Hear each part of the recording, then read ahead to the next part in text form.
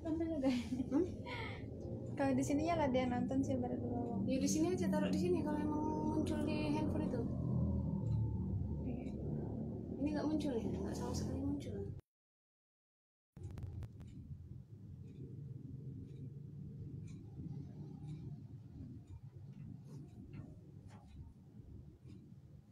Mukanya nggak kelihatan. Kayaknya udah.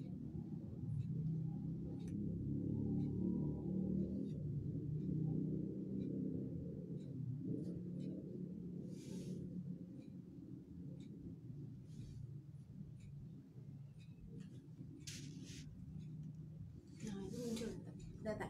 Yuk dulu gabung dokter Ahmad dulu. Nggak apa-apa.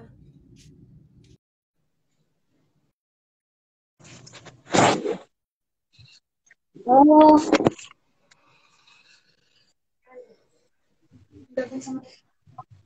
Oke, assalamualaikum warahmatullahi wabarakatuh. Selamat siang, Mami, Ayah, apa kabar? sudah ini. Kalian udah gabung ya? Halo Mel, apa kabar? Apa kabarnya nih? Maaf ya ganggu siang-siang nih ya. Pasti di antara kesibukan agenda udah nyempetin bisa gabung di live di Sehat, alhamdulillah. ya. Dokter Siva gimana? Dokter Amel sehat-sehat, Dok? Alhamdulillah masih aman terkendali. Sehat, alhamdulillah. Stay safe ya, Dok ya. Ini sambil nungguin mami-mami nih yang mau bergabung di acara live kita hari ini nih, Dokter Amel sharing tipis-tipis aja kayaknya ya. Kita mau ngebahas mengenai persiapan masih eksklusif nih, karena kayaknya banyak mami-mami yang lagi nungguin taksiran persalinannya nih di bulan ini, Dokter Amel. Jadi mereka udah pengen banget ngedengerin gimana tips-tips dari Dokter Amel untuk mempersiapkan secara eksklusif sampai usia 2 tahun gitu. Gimana kinerjanya biar berhasil seperti Dokter Amel, anaknya tiga-tiganya ASI eksklusif semua kan. Ini masih remaja, Dokter Siva.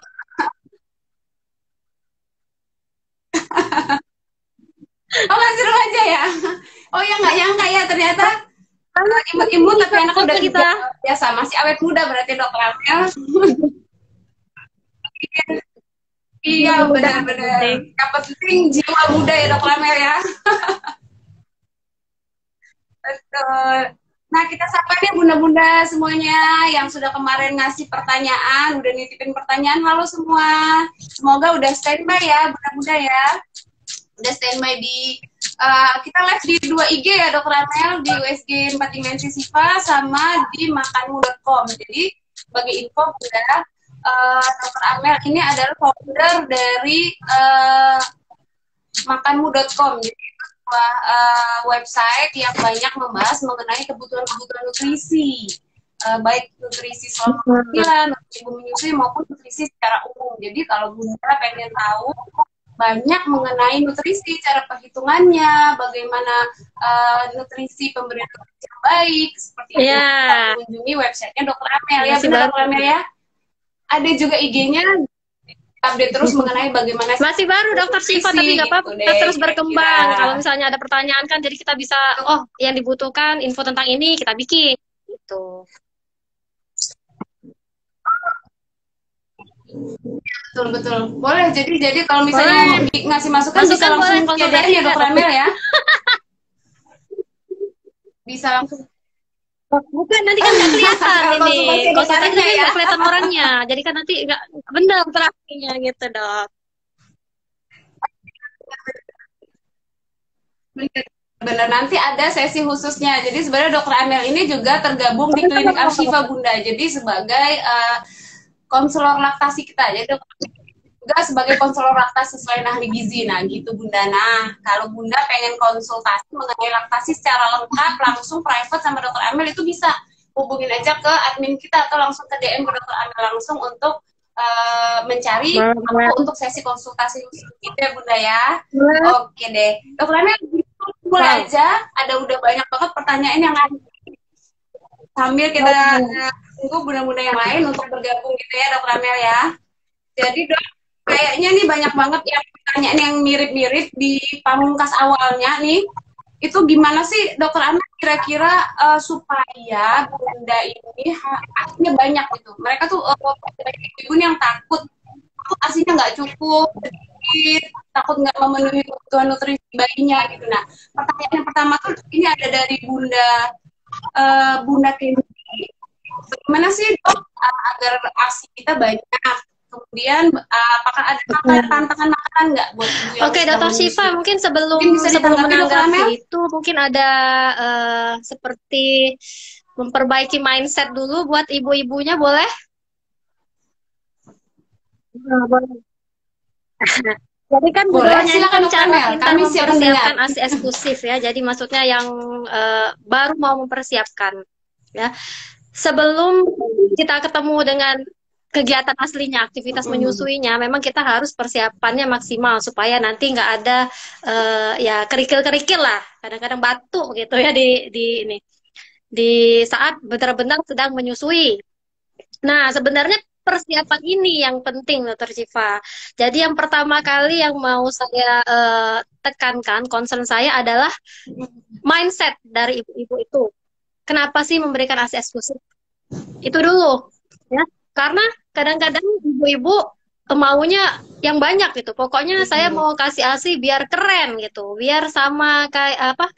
Biar keren gitu, bukan karena ASI itu yang terbaik bagi bayinya, enggak. Pokoknya sebanyak-banyakan ASI misalnya seperti itu. Nah, itu harus diluruskan. Ya, itu sering kan. Nah, betul. Iya, buat meja jumlah apa namanya asip yang udah disimpan di kulkas gitu ya, Dokter Amel kira-kira ya. Bersaing gitu kan. Kalau misalnya kita melihat di foto orang banyak aslinya, mulai kita aduh cukup nggak kayak gitu kan. Padahal sebenarnya kita memberikan ASI itu untuk memenuhi hak anak kita, memenuhi nutrisi anak kita dengan memberikan yang terbaik gitu. Itu dulu. Satu. Setelah kita tahu bahwa kita harus ngasih yang terbaik, bagaimana cara mempersiapkannya? Nah, ibu-ibu mempersiapkan ASI eksklusif itu bukan cuman ibunya doang. Nah, ini yang suka kurang dimengerti gitu. Dari segi pasangan, baik dari segi keluarga kecil, keluarga besar, tetangga gitu ya. Bangsa negara gitu kan. Pokoknya yang berjuang untuk ASI eksklusif itu ternyata di masyarakat kita kebanyakan bilang ibunya doang. Jadi ibunya yang di-push, ikut dong kelas menyusui. Kita ada kan ya dokter kelas menyusui di Asifa. Ini ya kelas mempersiapkan apa senam kayak gitu kan. Biasanya dikasih nasihat tentang menyusui. Nah, itu dulu sebenarnya. Nah, siapa yang harus ikut? Jadi bukan hanya ibunya saja, keluarganya juga mesti tahu gitu, mesti belajar. Terutama siapa nih? Suaminya gitu ya. Jadi jangan diserahkan kepada ibunya. Iya, kalau tinggal sama mama mertua, mama dan mama mertuanya kita ikut edukasi gitu. Jadi kan nggak sendirian ya. Kadang yang bikin masalah sebenarnya ketidakyakinan, permasalahan yang timbul dalam menyusui itu sebenarnya karena apa ya, tidak percaya diri ibunya juga, karena juga lingkungan sekitar support sistemnya kurang bagus sehingga jadi ibunya sendirian gitu, stres sendiri. Nah, sekarang balik lagi nih ke apa tadi pertanyaannya, bagaimana? Banyak ya pertanyaannya tadi. Jadi ibu-ibu bingung nih pada aduh sebenarnya ASI kita tuh gimana sih supaya banyak, pada nggak banyak yang nggak pede gitu. Mungkin gara-gara tadi kalian ngeliatin di Instagram lalu lalang feednya orang berbungkus-bungkus asip gitu, akhirnya yang si bunda ini ngerasa nggak pede, takut ASI nggak mencukupi. Mungkin saya ini ya kasih masukan juga ke bunda-bunda, kalau misalnya teman-teman bunda yang lain menampilkan gambaran sedemikian rupa, itu sebenarnya bukan mau memanas-manasi juga ya Dokter Syifa ya. Sebenarnya adalah bentuk perjuangan, bentuk syukur, bentuk perjuangan. Aduh, alhamdulillah akhirnya saya bisa, saya yakin tidak ada yang sombong-sombongan sebenarnya ya. Cuman kan kita yang melihatnya mungkin banyak persepsi. Nah, kita luruskan dulu, matikan notifikasi yang kira-kira bikin kita panas gitu. Karena kalau kita stres, asik juga keluar gitu kan ya. Nah, gimana supaya nggak usah, karena ketahuan. Kita matikan aja notifikasinya. Cara lembut aja Dokter Syifa. Mungkin nanti perlu mau arisan gitu kan ya. Gitu ya. Jadi penting sekali untuk berpikir positif. Nah, gimana supaya ASI banyak loh? Kenapa sekarang pertanyaannya adalah kenapa ASI mesti banyak? Kenapa sih ibu ingin ASInya tuh banyak gitu? Kenapa? Ya, apa ASI banyak itu tuh sesuai dengan anak ibu? Gitu. Dari mana ibu tahu ASI ibu nggak banyak atau ASInya tuh banyak, lebay-lebay? Apakah yang banyak? Apakah yang banyak itu pasti bagus? Nah, iya benar. Ya, sampai anaknya tersedak gitu, wak gitu kan, Betul, saking tentu. ini kan pengalaman berbeda. Tiga anak ini beda-beda dong. Ada yang lambat keluarnya, ada yang keluarnya tuh, waduh, mesti ditahan-tahan seperti itu. Jadi kembalikan dulu, kenapa mesti banyak gitu kan ya? Kenapa mesti banyak? Apakah kita merasa bahwa ASI kita kurang? Ya, oke, misalnya menurut ibu ASInya kurang, jadi dia pengennya banyak. Oke, kita tarik lagi nih ke belakang. ASInya kurang tahu dari mana? Ya, ASInya kurang tahu dari mana? Gimana taunya ASI kurang apa enggak? Gimana kalau misalnya dia sudah nyusul? Itu pertanyaannya banyak juga tuh yang masuk tuh. Gimana tuh indikatornya? Kita taunya ASI ini, oh ternyata ASI yang saya pertama cukup ini loh kalau untuk dari segi bayinya kalau sudah disusui dia tuh tidur tenang kan, seperti kenyang. Ini ada trikinya juga nih. Ya, nanti saya jelaskan setelah ini ya. Yang kedua nih, pipisnya, gimana pipisnya? Cukup nggak? Misalnya dia 6 kali sehari nih pipis, terus kuning nggak atau misalnya bening. Kalau misalnya kuning kan kita khawatir pekat kan berarti ya. Berarti ada dehidrasi, mungkin kurangan cairan di situ kan. Gimana BAB-nya lancar nggak apa-apa. BAB-nya kayak biji-biji cabai ini dok, kayak biji-biji cabai gitu, nggak apa-apa. Ya. Kemudian apa namanya berat badannya itu yang paling objektif itu sebenarnya berat badan. Ya, jadi jangan, nah ya, jadi tambahan berat badan ya jangan dok ya. khawatir dulu. Kadang-kadang banyak juga yang khawatir ini kayaknya sedikit-sedikit gitu. Tapi ketika ditimbang itu naiknya sekilo sebulan pertama itu gimana ya dok ya, sedikit-sedikit tapi naiknya sekilo gitu kan ya. Karena apa? Yang kita lihat itu iya, sebenarnya yang kita lihat nih, yang kita keluarkan. Dari mana ibu tahu ASInya sedikit? Oh, mungkin saya pernah dok, saya pernah tuh keluarnya sedikit gitu kan. Apa yang bener tuh, ada yang nanya dokter Amal dari Ibu Novi Wisanti. Halo, mungkin sudah bergabung Ibu Novi. Nah, Ibu Novi ini dokter Amel katanya kalau sekali pompa beliau ini cuma dapat 40 cc katanya. Jadi kira-kira itu cukup nggak dok katanya gitu dok. Dia nanya ya ASI booster apa sih kira-kira yang bagus katanya gitu. Biar itu gitu kan. Biar utuh kan ya. Nah, tadi sampai mana nih? Oh ya di pompa ya. Di pompa dapatnya segini gitu. Kita mesti tahu dulu ini bayinya berapa bulan. Terus pompanya gimana? Habis menyusui kah? Setelah sebelum menyusui kah gitu kan? Apakah ada perbedaan ukuran antara kiri dan kanan gitu? Apakah dalam keadaan sedang sedih gitu kan? Karena apa? Ternyata banyak sekali yang mempengaruhi. Iya. Kalau ya kalau sedang sedih ya. Iya, nggak boleh. Berarti bundanya nggak boleh boleh sedih ya. Mesti di manage mungkin ya. Mesti di pamper sama suaminya. Jadi gini, gitu. Karena itu sangat berpengaruh nih. Misalnya ibu nih, coba aja kalau ibu lagi lapar, pompa sama ibu yang habis kenyang nih, pompa itu hasilnya akan beda, ya. Karena tubuh kita tuh nggak bagi dua gitu kan, bagi dua mikirin perut ibu sama mikirin mau ngeluarin ASI gitu kan. Jadi dia tubuh kita itu sebegitu bagusnya ciptaan Allah. Dia bikin pengaturan sedemikian rupa sehingga dua-duanya tuh selamat gitu. Gimana supaya ibu ini tetap bertahan, nggak pingsan gitu kan, tapi ASInya tetap keluar. Akibatnya mungkin agak encer sedikit gitu. Ya. Kalau lagi sedih, nah ini juga teorinya nih. ASI itu kan diproduksi ada hormon prolaktin kan untuk memproduksinya. Untuk mengeluarkannya ada hormon oksitosin. Nah itu adalah dua hal yang berbeda. Jadi bisa jadi ibu produksinya banyak, tapi nggak bisa dikeluarin. Nah, itu tadi karena oksitosin nggak jalan. Iya. Bagaimana cara meningkatkan oksitosin itu kira-kira? Nah, bikin apa yang ibu senang. Apa ibu senang?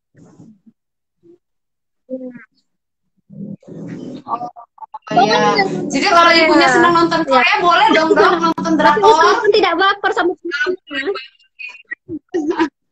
Nanti jangan sampai baper sama pemainnya dong. Nanti baper ya, ngeliat suami jadi malas kan, jadi sedih gitu kan, jadi berpengaruh. Oh iya. Nah, terus apalagi ya? Oh misalnya sukanya dipijitin, kalau dipijitin senang gitu kan, aslinya bisa keluar banyak, oke. Terus misalnya oh iya boleh. Atau misalnya scrolling yang warna-warna orange sama warna hijau buat belanja-belanja tapi nggak check out, nggak belanja pilih-pilih aja. Pilih-pilih. Pilih-pilih. Ya, lagi belanja. Jadi belanja ya gitu ya. Tapi habis kok duitnya, nggak apa-apa, belanja aja. Yang penting pilih aja ya. Kehebatan sekarang ini ya. Teknologi sekarang kita bisa pilih tanpa kita harus beli ya. Nggak usah di check out, nggak apa-apa. Yang penting kan kita udah banyak belanja. Minimal window pandemi kita nggak bisa shopping online. Jadi window shopping ini adalah apa ya? Ya solusi lah menurut saya ya, untuk membahagiakan menyusui. Terus gimana lagi tadi? Jadi kemana-mana sampai ke belanja. Oh iya, nah dok, jadi kalau misalnya ASI eksklusif itu kan untuk 6 bulan ya dok ya. Nah ini ada pertanyaan lagi dari Bunda Nita, Nita Februanti. Nah kalau pertanyaan Bunda Nita gimana nih dok mempersiapkan ASI sampai 2 tahun? Mungkin bundanya bekerja, mungkin kan kalau udah lewat 3 bulan kan udah habis tuh masa cuti. Nah itu gimana cara mempersiapkannya supaya cukup sampai 2 tahun? Jadi kalau misalnya bekerja kita mesti ya benar-benar kita rencanakan nih, karena dari jam berapa sampai jam berapa. Kira-kira misalnya nih ya, dari jam 8 sampai jam berapa sih orang kerja? Jam 4 ya? Jam 8 sampai jam 4. Nah, kita mau nggak mau kita mesti pompa ya, kalau misalnya kita mesti perah gitu. Kalau misalnya kita berjauhan dari bayi, ya prinsipnya gini, kalau kita dekat dengan bayi kita susui langsung, kalau jauh dari bayi kita kasih ASI perah. Nah, tapi sebisa mungkin memang yang memberikan ASI itu bukan ibunya. Ya jelas lah ibunya kerja ya, gimana ya? Gimana ibu kerja, gimana intinya, masa ibu yang ngasih? Tapi pada kenyataannya banyak juga yang pompa ASI, ASInya ASI perah, tapi yang ngasih ibunya gitu. Karena ibunya di rumah. Nah, jadi kalau saran saya kalau misalnya kita di rumah, sedapat mungkin kita berikan secara langsung. Iya, karena kalau langsung itu ya jelas lebih segar lah ya, masih ada zat-zat hidupnya lah gitu. Tapi jangan kecil hati. Kalau misalnya wah saya berarti nggak bisa ngasih langsung, nggak bagus ASI saya, bukan gitu juga. Jadi ASI walaupun dia diperah, disimpan, tetap dia lebih bagus daripada kalau kita kasih pakai susu formula. Jadi kita harus berjuang. Mempersiapkannya itu dong. Kita kasih waktu nih, misalnya ada yang 1 bulan sebelum masuk nih, ada yang 2 minggu sebelum masuk kerja, mulai perah atau pompa. Nah, mulai perah atau pompa ini, perah bisa pakai tangan. Ya, perah bisa pakai tangan, bisa pakai pompa. Nah, pemilihan pompa penting juga. Jadi kalau misalnya nggak pas, nggak enak, bisa bikin luka, lecet, nggak pas misalnya masukannya itu, jangan ragu untuk mungkin searching lagi. Karena seringkali trauma sama pompa, jadi sekali pakai pompa, itu sakit, berdarah misalnya atau lecet gitu, terus nggak mau lagi gitu kan, merasa seluruh pompa itu sama gitu. Padahal ya beda gitu kan, bisa jadi beda dan worth it kalau misalnya masih mau mencoba gitu ya. Kemudian mulai penyimpanan dok. Penyimpanan berarti ya kita mulai pikirkan nyimpannya pakai apa, pakai botol asip yang kaca itu kan, itu pakai yang plastik kan. Yang botol kaca itu tergantung dengan gitu ya. Pilihan masing-masing ya. Kalau ada kelebihan dan kekurangan. Kalau botol kaca berat ya, botol kaca, tapi sejauh ini botol kaca itu yang paling enak untuk nyimpan asip kalau saya pribadi, ini opini ya, karena dia lemaknya itu bisa nggak terlalu nempel dibandingkan plastik. Jadi kalau pakai plastik itu kita keluarkan asinya, lemaknya nempel, sayang ya, lemak asinya tapi nggak apa-apa kalaupun ternyata mesti pakai plastik karena lebih mudah, lebih ringkas, nggak apa-apa, nggak masalah, tetap ada lemaknya kok gitu. Tapi kadang-kadang kita mau yang full gitu kan. Apa Yang penting tetap bisa nyimpan ASI, Dok ya, selama ibunya bekerja. Jadi apakah dipompa menggunakan pompa atau menggunakan tangan, yang penting bisa tetap disimpan ASINya dan tetap bisa diberikan. Ini bekerja gitu ya, Dok ya. Nah, Dok, ini ada pertanyaan lagi nih dari @malika shop, Ibu Malika ya. Mungkin halo Bunda, mudah-mudahan sudah bergabung ya.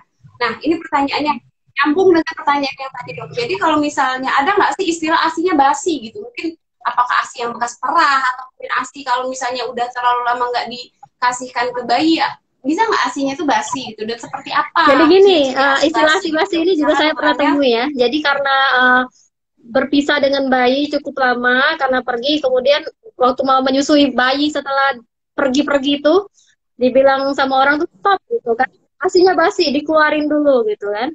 Nah, yang perlu ibu-ibu tahu bahwa kalau masih dalam payudara dia masih fresh ya, dia masih fresh, jadi nggak ada hubungannya dengan lama terpisah jadi basi, enggak, dia itu kuasa Allah sekali gitu kan, jadi dia tetap fresh selama di dalam. Nah, yang jadi basi ini kalau misalnya kita perah, kita taruh di luar gitu kan, ya sudah lebih dari, kalau saya sudah lebih dari sejam, 2 jam gitu, saya udah gitu. Walaupun dalam penelitian bisa sampai 4 jam gitu kan, di suhu ruangan, tapi kita juga lihat dulu penelitian di luar itu kan dingin ya suhunya. Kita kan panas, ya. Cuaca kita kan lain gitu. Jadi saya tidak mau ambil risiko. Pokoknya kalau sejam. Iya. Jadi kalau di Indonesia kayaknya kalau sejam 2 jam. Masukin.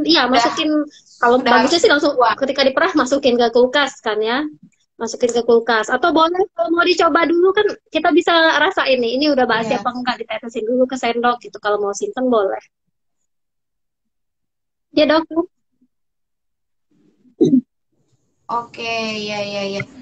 Tapi itu, Dok, berarti ASI basi itu nggak ada istilahnya kalau ibunya masuk angin terus jadi ASINya basi gitu yang di dalam yang masih di dalam payudara itu nggak ada, Dok ya? Itu mitos aja ya? Entarwin gitu kan. Angin yang masuk ke dalam ASI ya. Dok.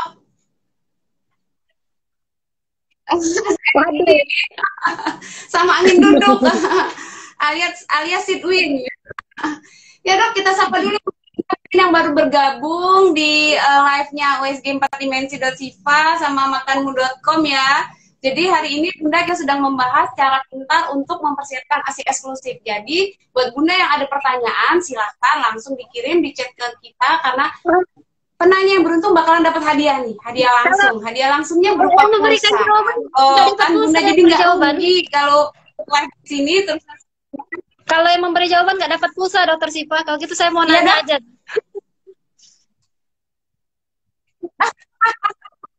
Nanti dapat hadiah khusus, Dok, yang memberi jawaban. Ya. Ya, kita lanjut ya, Dokter Emel. Ada pertanyaan lagi nih, Dok, masih soal ASI, Dokter. Jadi kalau tadi masuk angin, sekarang ditanya lagi nih, Dok, kalau misalnya nih pertanyaan agak lebih real nih. Pertanyaan dari dari Bunda Desti ya, Dok ya. Jadi, Dok, apa benar kalau kita makan ada sambelnya atau makan yang pedas-pedas, katanya nanti bayinya sakit perut. Terus kalau misalnya minum air es, nanti bayinya jadi pilek. Gitu, Dok. Kira-kira benar. Jadi gini, Bu ya. Saluran cerna kita itu lain jalurnya gitu kan. Kita makan masuk ke lambung, ke usus segala macam itu beda gitu. Nggak langsung masuk ke jadi ASI, misalnya makan sambal, ASINya rasa sambal gitu kan, langsung ada selangnya gitu ya, Dok, nggak kayak gitu. Jadi jadi yang masuk ke dalam ASI itu sudah sari-sarinya gitu. Misalnya cabai nih, bukan cabainya yang pedesnya itu yang masuk ke ASI, bisa jadi ada zat aktifnya. Misalnya apa sih yang zat aktif di sambal itu, cabai itu capsaicin gitu ya, itu yang bikin mungkin sebagian bayi itu sensitif. Nah, masalah sensitif ini beda-beda, Bu. Jadi kayak ada yang kalau makan duren cepat mabok, ada yang enggak gitu kan. Ada yang kalau makan sambal sakit perut, ada yang enggak. Nah, seperti itu juga pada bayi. Ya, tapi kalau saya menyarankan untuk ya jaga-jaga juga makan sambalnya. Karena kita kan nggak tahu nih bayi kita sensitif apa enggak gitu. Karena kalau misalnya bayi sudah mencret itu susah gitu ya. Anak sudah mencret, bayi anak sudah mencret itu lebih susah lebih kita khawatir daripada orang dewasa. Ya nggak apa-apa lah, kita tahan dulu gitu. Makannya nggak terlalu banyak.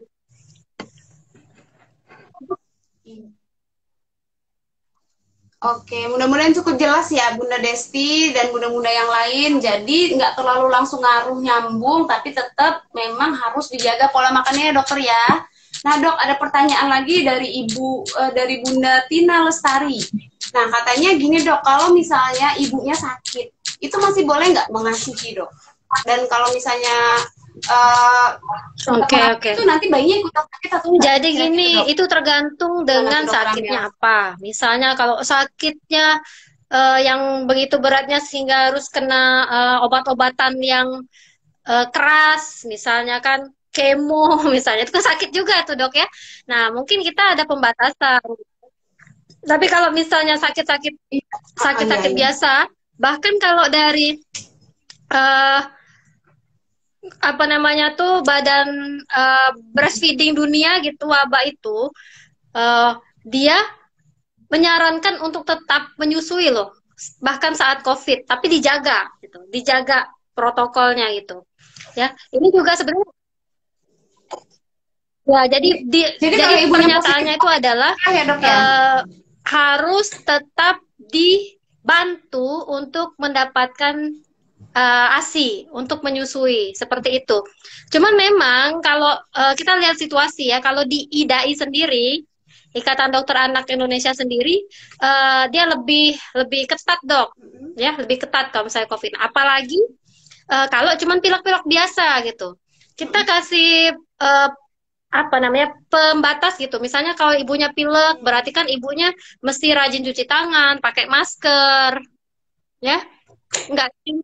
Iya, nggak cium-cium. Jadi sebenarnya bukan karena ibunya sakit. Jadi misalnya kumannya masuk ke ASI gitu kan ya, kumannya masuk ke ASI gitu. Jadinya bayi nggak gitu, tapi karena protokolnya nggak jalan gitu. Ibunya nggak pakai masker gitu, masih cium-cium juga. Misalnya kalau pilek masih habis megang-megang anaknya nangis langsung diangkat gitu, nggak cuci tangan dulu.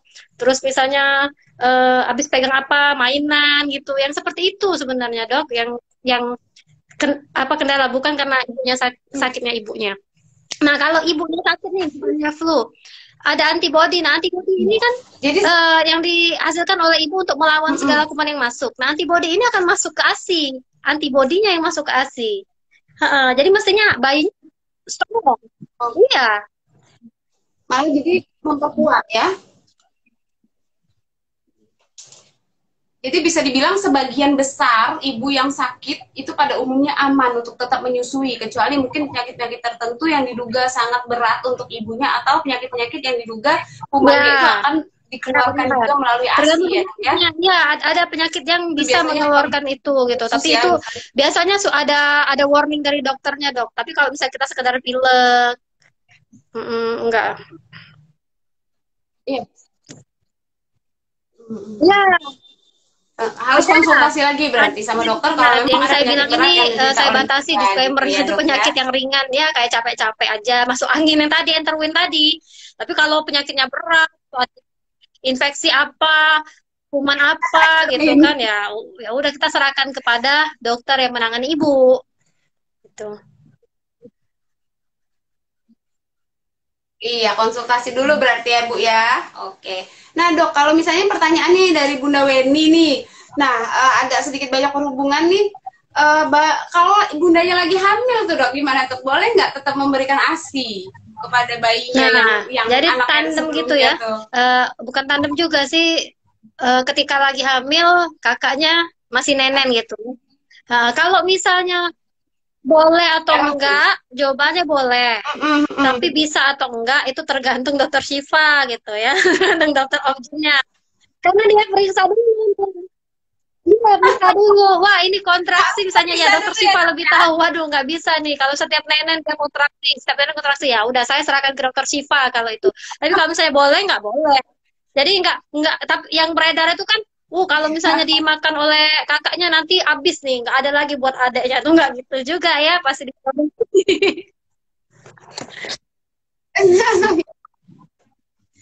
Iya dok, jadi kalau boleh nambahin dok, kan banyak dari masyarakat itu berpikir bahwa kalau misalnya dia sudah hamil itu menyusui, itu nanti yang keluar tuh darah katanya, bukan ASI. Padahal payudara itu ASI tetap ya dok ya. Dan untuk kontraindikasi atau ibu hamil yang dilarang menyusui itu hanya yang tertentu saja, yang biasanya memang harus dikonsultasikan ke dokter dulu. Misalnya pendarahan dari jalan lahir, ketika lagi hamil ada kontraksi yang kram perut hebat, atau pertumbuhan janin di dalam rahimnya memang terganggu karena nutrisi yang kurang, biasanya hal seperti itu kita batasi. Itu sudah ekstrim itu, kalau ibunya sisanya biasanya kurang gizi itu, aduh ekstrim banget itu dok. Konsul ke saya ya dok. Oke. Iya. Nanti konsulnya ke dokter Amel kalau bundanya kurang gizi. Jadi nanti ya dok ya, diet ya dok ya.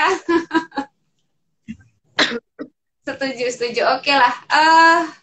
Gimana nih, mungkin bunda-bunda ada yang mau nanya lagi secara langsung, boleh kita tanggapi ya dokter Amel ya.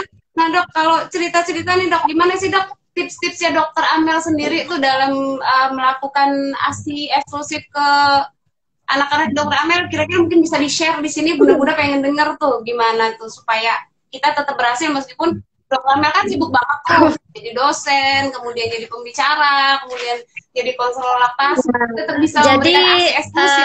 Sebenarnya supaya berhasil? ASI eksklusif ini masalah keyakinan sih dok, masalah keyakinan. Jadi kalau misalnya kita sudah yakin, nah kalau misalnya sekarang ini kan anak ketiga saya sambil kerja ini karena ada keyakinan bahwa saya bisa memberikan ketika saya anak kedua. Ketika anak kedua saya sudah yakin bahwa saya bisa memberikannya karena saya sudah pengalaman di anak pertama. Nah, jadi yang pertama ini sebenarnya dok yang krusial. Yang pertama ini yang krusial. Kalau misalnya kita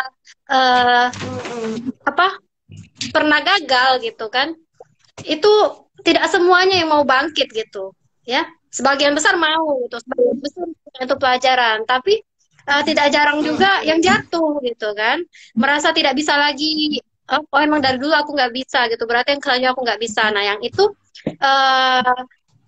kita harus terbuka gitu, kita harus terbuka. Dan memang pengalaman pertama itu tidak semuanya mudah gitu. Saya terus terang nggak sulit juga dok. Ya terus terang sulit juga, dan juga waktu itu ilmu perasian itu belum ada seperti ini ya. Jadi taunya kalau misalnya kan pasti ada asinya gitu kan. Tambah lagi kita dokter kan, taunya asinya terbaik, tekanan kita sangat besar gitu kan, namanya dokter harus memberikan yang terbaik dong, asi kita sudah tahu dong secara pasti terbaik. Nah, tapi kita memang tidak terlalu diajarkan ini bagaimana kalau misalnya terjadi masalah gitu kan. Yang kita hadapi, kita kan tahu teori gitu, tapi nggak ada prakteknya. Nah, yang paling penting bagi saya yang saya rasakan itu adalah support lingkungan. Support lingkungan itu sangat penting. Support lingkungan itu sangat penting. Jadi walaupun kita nih udah beli pompa ASI yang paling termahal, sudah beli kulkas ASI yang bukaan atas misalnya kan, sudah beli segala. Tapi kalau misalnya kita nggak yakin gitu kan, nggak ada yang menguatkan kita, misalnya kita nggak kuat, nggak ada yang menguatkan kita, itu ya kita akan goyang itu, kita akan goyang. Nah kalau masalah kesibukan dijalanin aja, dijalanin aja.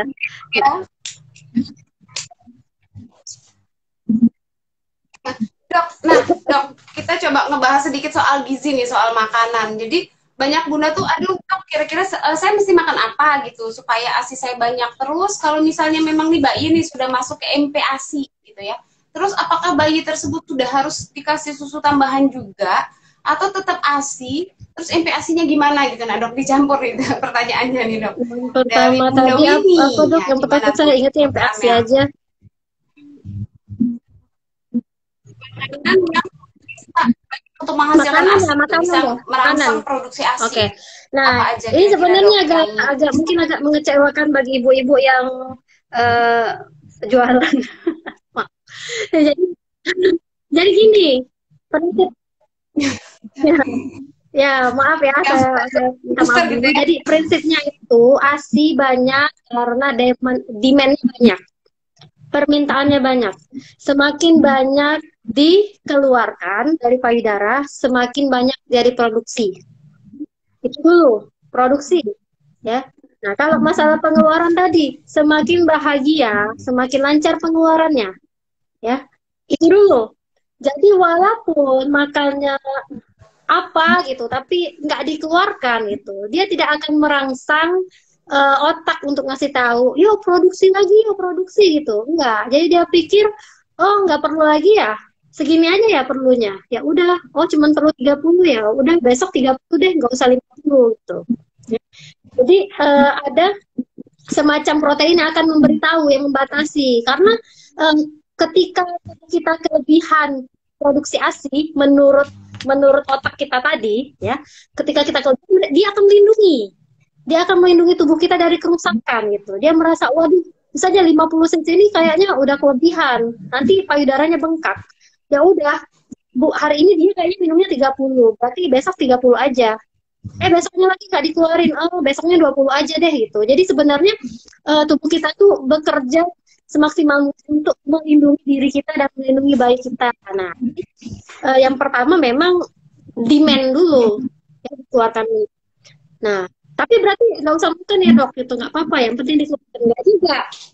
Ya, kalau misalnya kita nggak makan, jadi gini prinsipnya, ASI itu akan dikeluarkan oleh tubuh dengan sari-sari terbaik dari tubuh ibu untuk bayi. Ya, bahkan pada penelitian yang berat badannya agak kurang aja gitu, ternyata komposisi ASInya itu tidak jauh berbeda, tidak berbeda bermakna, sama satu sisinya normal. Kenapa?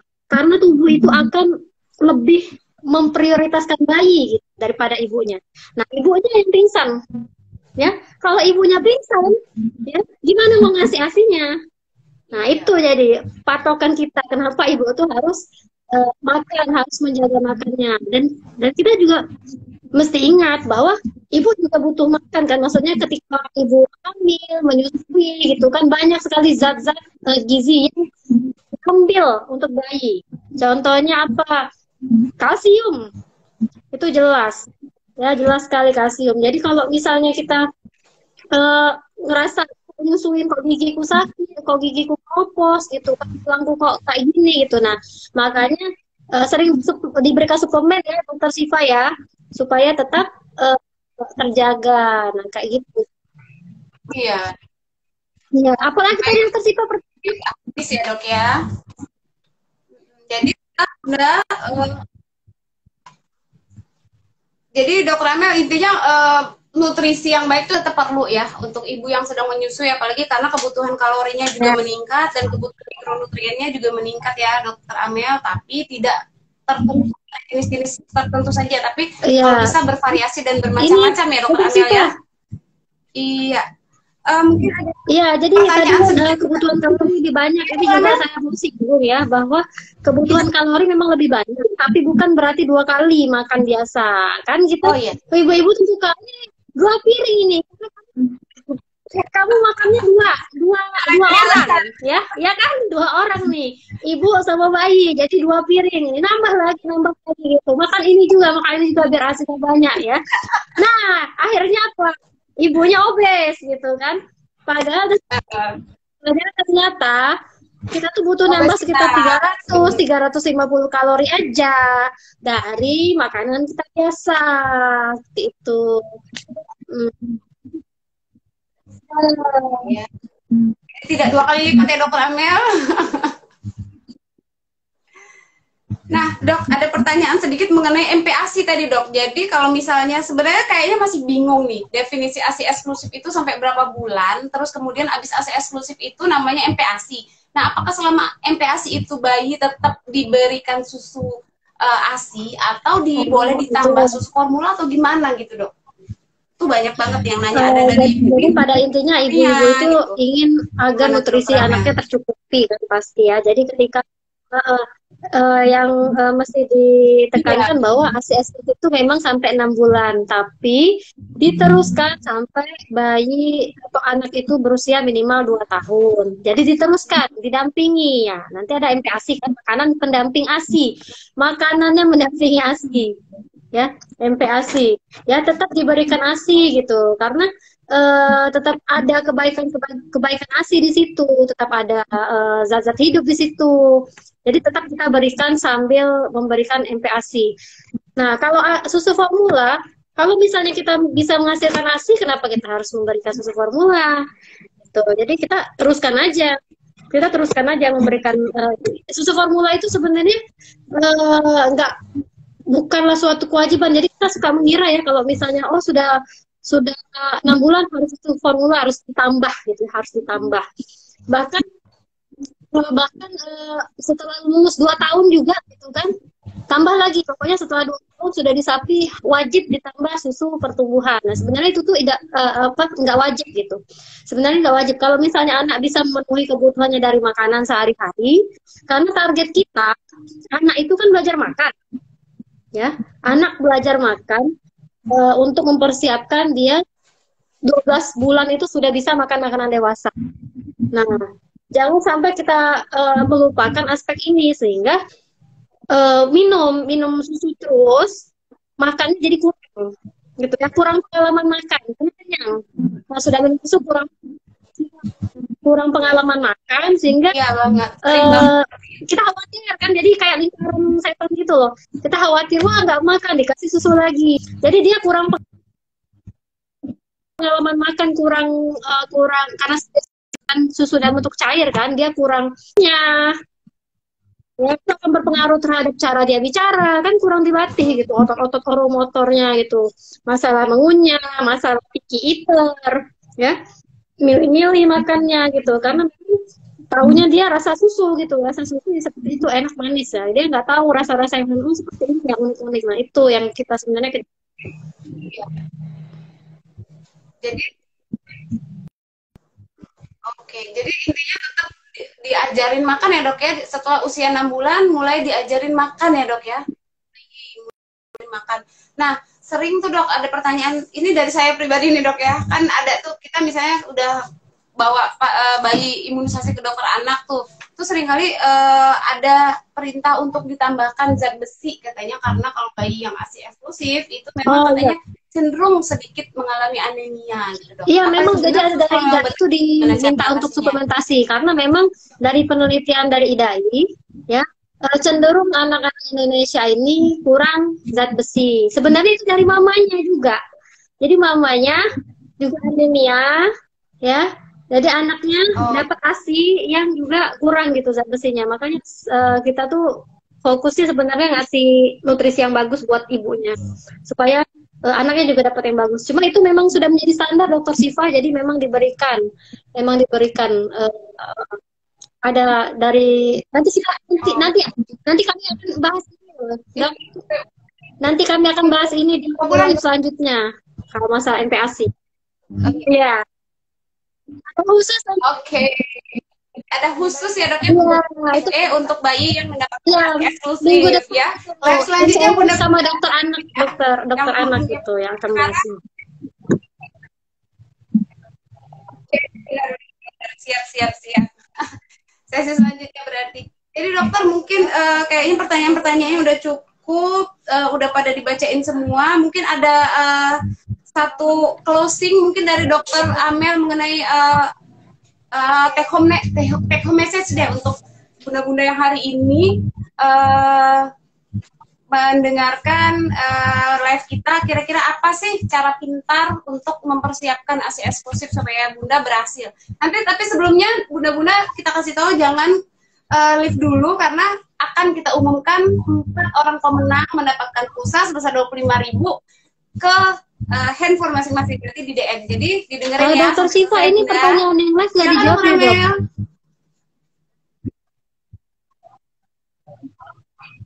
Yang pertanyaan live beberapa sudah saya jawab, mungkin ada yang kelewat, nggak apa-apa dokter, silakan dibaca kalau memang masih ada.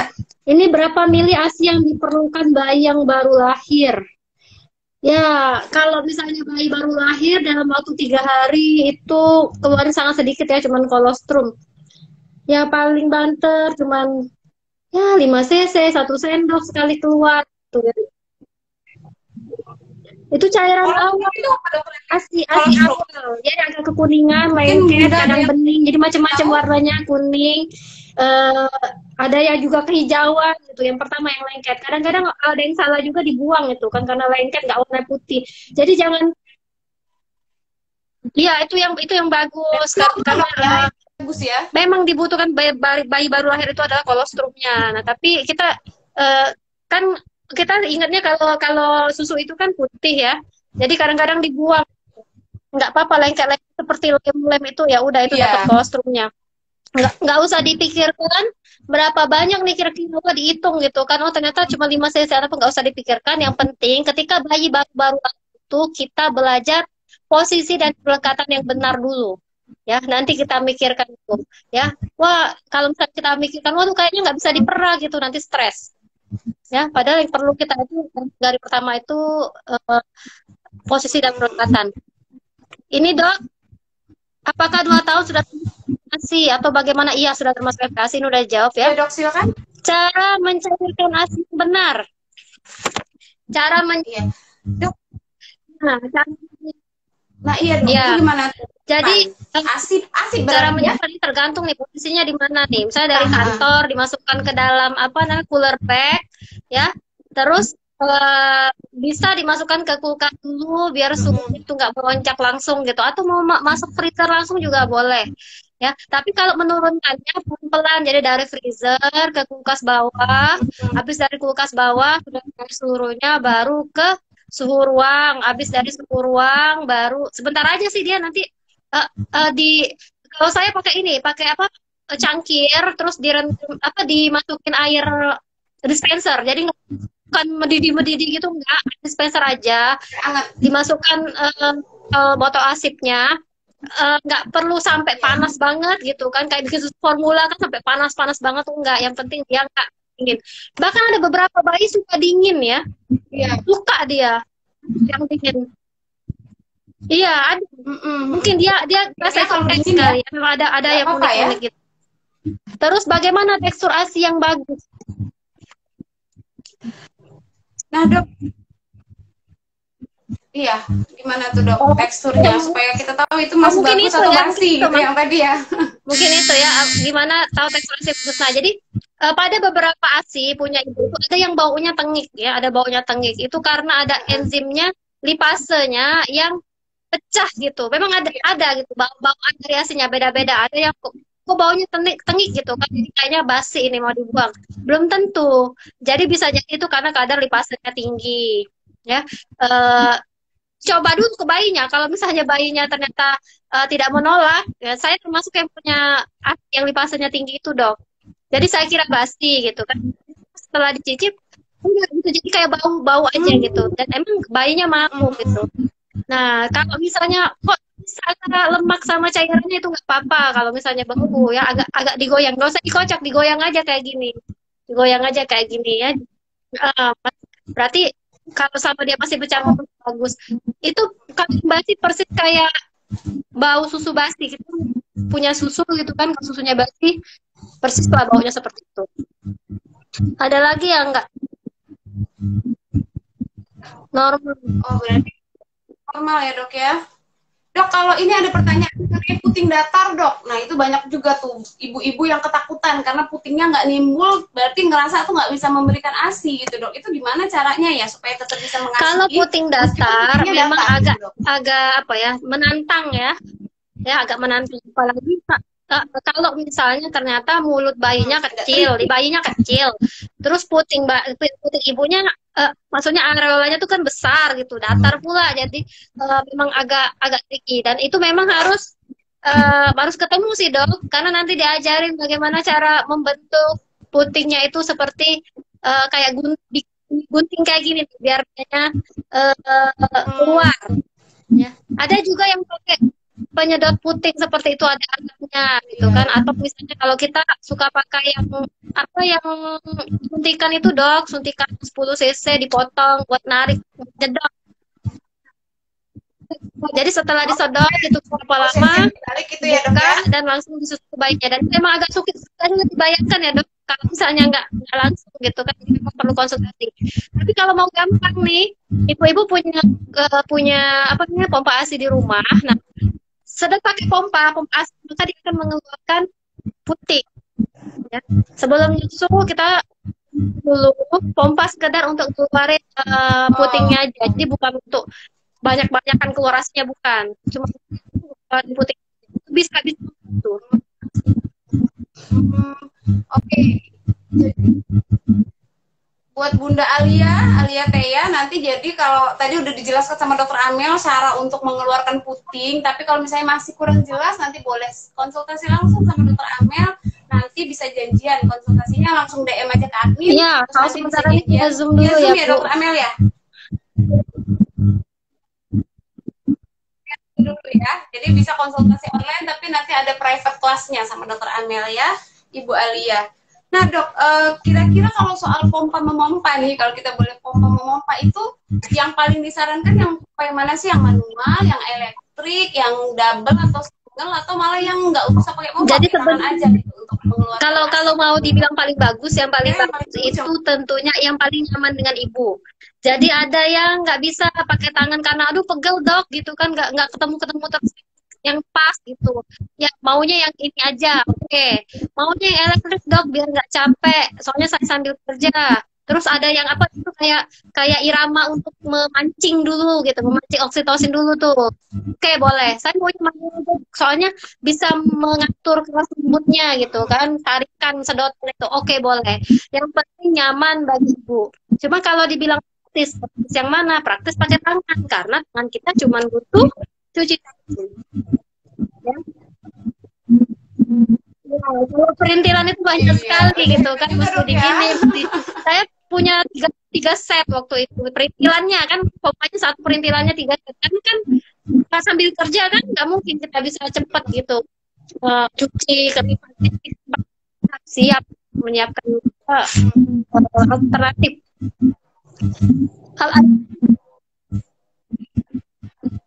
Lumayan bikin ribet juga ya, tergantung ya dok ya. Semuanya baik jadi intinya ya dok ya. Dok kalau misalnya sebelum melahirkan itu normal nggak sih dok? Kenapa dok? ASI keluar? Harus dibuang gitu ya? ASInya keluar sebelum lahir, jadi pas hamil 6 bulan masih udah keluar tuh gimana? Apakah itu masih normal? Terus apa harus dibuang gitu atau bisa disimpan proses ASInya? Pembentukan ASI itu kan sudah dimulai dari trimester kedua gitu, jadi ya wajar kalau misalnya beberapa ibu memang ada yang keluar, tapi bukan maksudnya kalau misalnya keluar saat itu pas di saat menyusuinya habis sehingga tersimpan nggak juga, nanti akan ada saatnya yang keluar ketika menjelang kelahiran. Jadi itu kayak penanda jauh proses pembentukan di jalan gitu. Nggak semua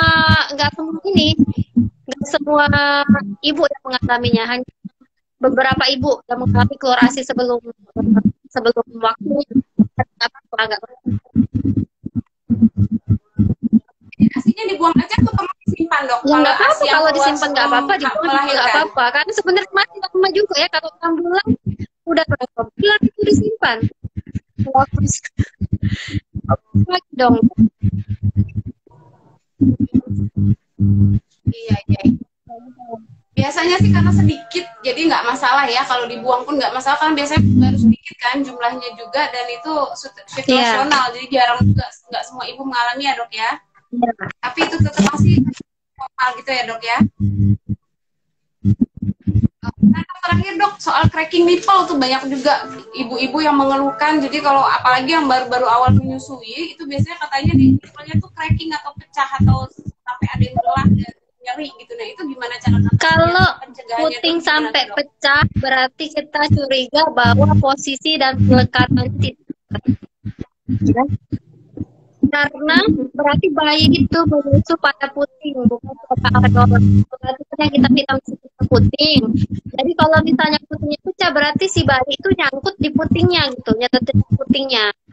Nah, dan padahal sebenarnya yang mestinya dipenyot sama bayi itu adalah areolanya. Hal inilah yang mengakibatkan putingnya itu pecah gitu kan. Nanti bayi mengisi puting nggak terlalu banyak keluar ASInya dibanding kalau penyot areola. Makanya kan bayi frustasi, tarik lagi, ya agak gigit pakai gusi, luka lah itu.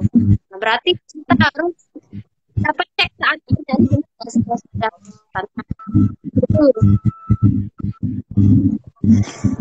Dokter bisa dengar suara saya?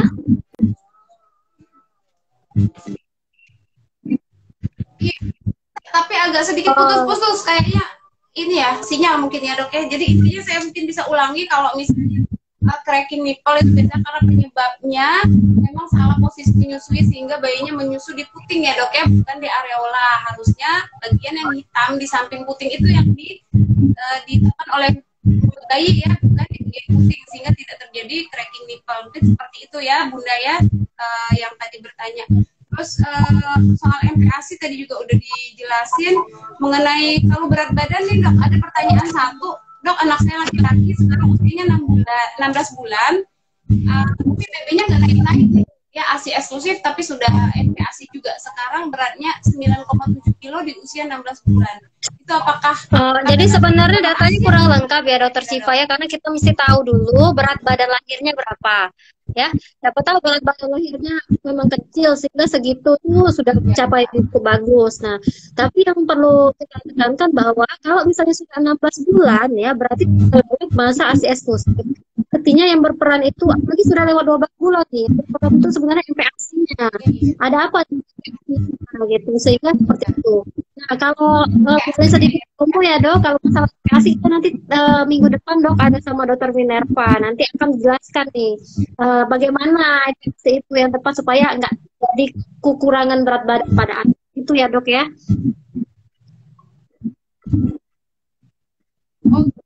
Oh, catat ya bunda-bunda, nanti minggu depan akan ada live dari di Makan Bunda ya dok ya. Iya, nanti bisa untuk mendengarkan bagaimana memberikan MPASI ya dok ya untuk anak di usia di atas 6 bulan supaya cukup makannya. Seperti itu. Kayaknya udah semua pertanyaan-pertanyaannya dokter Amel.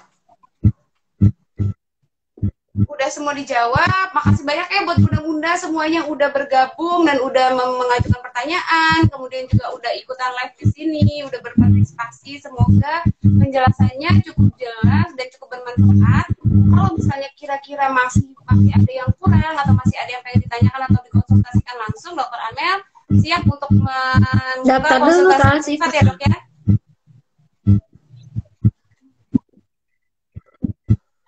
Ya, daftar dulu ke Alsifa, jangan lupa bisa DM ke admin ya, langsung aja. Terus nih dokter Amel kita umumkan dulu 4 orang pemenang pulsa, nanti boleh langsung DM ke admin ya. Saya bacakan yang beruntung. Yang pertama Bunda Etnita Februanti 91. Selamat Bunda Nita, selamat. Yang kedua untuk Bunda di IG @Weni_Permatasari. Selamat Bunda Weni. Yang ketiga IG Bunda @Desti Ramdasari. Selamat Bunda Desti. Dan yang keempat yang tadi memberikan pertanyaan secara live di IG @Kurnia Dwi Putri. Selamat juga Bunda Kurnia. Nah bunda-bunda yang tadi yang sudah berhak mendapatkan pulsa, nanti langsung DM admin untuk kasih nomor telepon, terus nanti langsung di kontak adminnya ya. Dan untuk dokter Amel, terima kasih banyak dokter Amel waktunya hari ini sekali. Semoga bisa banyak sekali memberikan masukan kepada bunda-bunda dan semangat lagi untuk memberikan ASI ya. Tetap semangat mengasihi sampai dengan usia 2 tahun karena itu yang disunahkan di dari Al-Quran. Begitu ya Bunda Dokter Amel. Mungkin ada closing statement saya, kalau misalnya kita lagi memberikan ASI kepada bayi, kita luruskan dulu niat bahwa kita berniat memberikan terbaik, kita serahkan kepada pencipta kita, kepada Allah, misalnya agama Islam, karena dia tidak akan membiarkan semua makhluk yang yang menjadi hambanya itu kelaparan. Jadi kita yakin bahwa kalau misalnya kita berusaha, Allah akan memberikannya, gitu, memberikan yang terbaik. Ya, kita berusaha dulu, ya kita ada usaha. Seperti itu dok.